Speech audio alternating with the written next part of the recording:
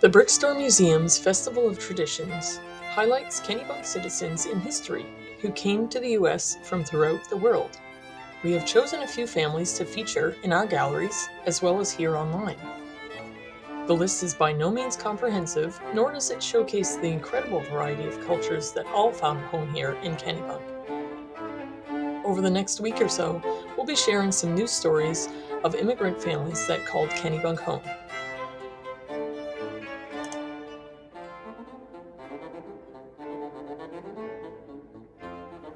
At the turn of the 20th century, Kennebunk was a small town with a population of roughly 3,000 people. For one so small, however, the varied types of industry in the town were impressive. This included a booming shipbuilding business along the Kennebunk River, and as the shipping trade wound down, a mini industrial revolution took its place, during which several mills and factories popped up downtown that created everything from twine to shoes to textiles to leatheroid.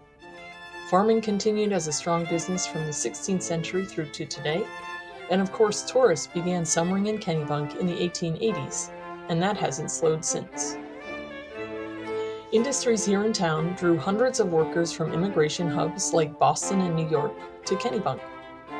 The stories you'll hear today are just a few of the thousands that exist about the immigrant experience in Maine. Between 1880 and 1920, the United States experienced a massive influx of immigrants due to persecution, famine, or a chance at a new life. These stories are common to many of our immigrant ancestors, those of families that left their homeland, changed their name, or had it permanently misspelled, struggled to find a place of their own, and finally witnessed the geographic expansion of their descendants. Immigrants were met with varying degrees of acceptance, depending on the country of their origin. For instance, Germans and Scandinavians were generally accepted, as they easily assimilated because of their similar cultural practices and appearance. The cruel caricatures of people of various other cultural origins stoked a growing public fear of immigrants and inspired Congress to pass restrictive immigration laws in 1917 and again in 1924. Put simply, these laws limited the amount of immigrants allowed into the country annually. Hundreds of thousands were turned away, specifically in the 1930s, as persecuted groups in Europe sought safety.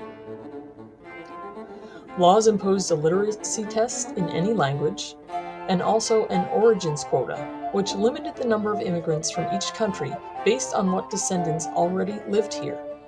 For Asia and the Middle East, this resulted in a complete halt of immigration to the United States until 1965. For others, the quota restricted immigration to 2% of the current population from specific countries. The new law traced the origins of the whole of the U.S. population, and as a result, this included large numbers of people of British descent. So the percentage of visas available to people from the British Isles or Western Europe increased, while immigration from elsewhere decreased to a trickle. These laws were not altered until 1965.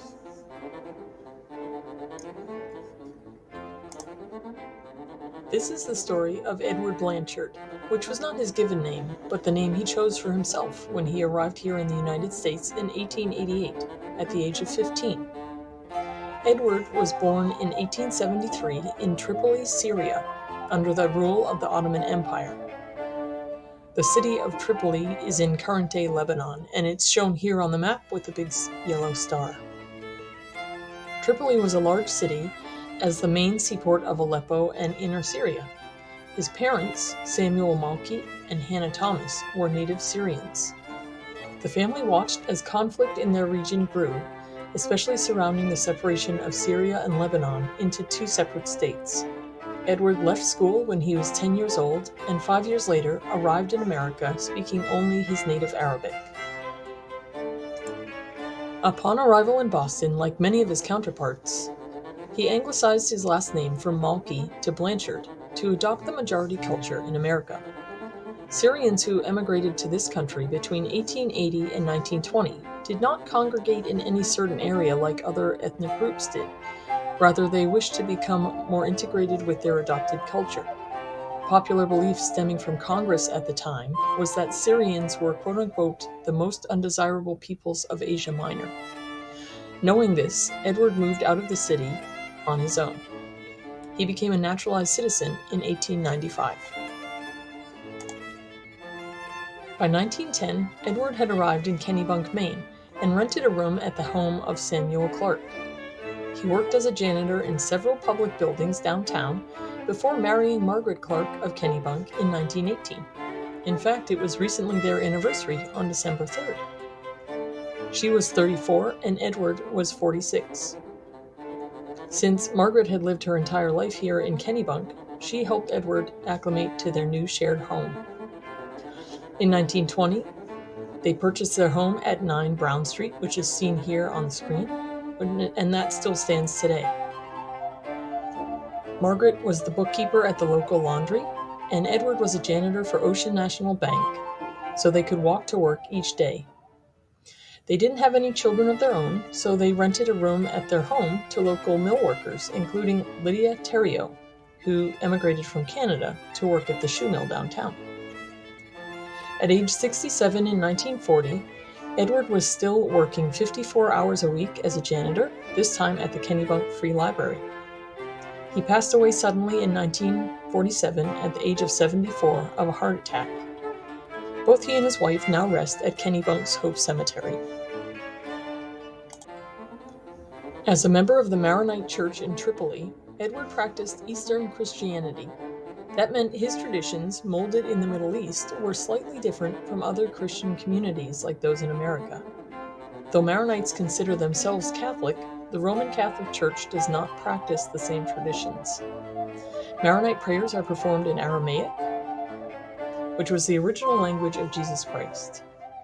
And while they celebrate Christmas on December 25th, they also celebrate the 9-day season of announcements surrounding the holiday.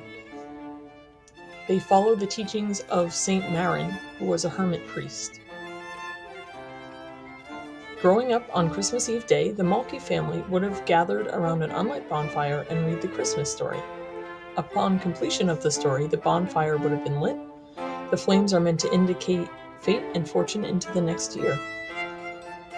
Children received presents, not on Christmas, but on New Year's Day, brought to them by the smallest camel of the 3 wise men, which visits children with gifts for those who have been good. It is an important lesson that children learn the importance of even the most insignificant of us from the example set by the smallest camel. Traditional celebratory dishes would have included big chicken, tabbouleh, sugared almonds, butter cookies, and oranges. Happy New Year to you and yours.